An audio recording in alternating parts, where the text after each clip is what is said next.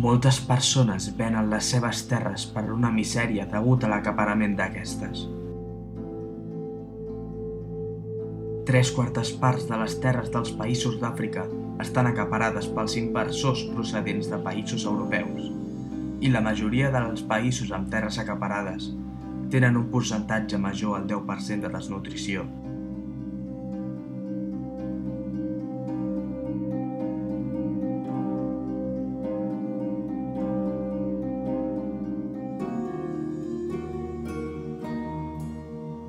Els més afectats per l'acaparació són els pobles indígenes i els petits agricultors.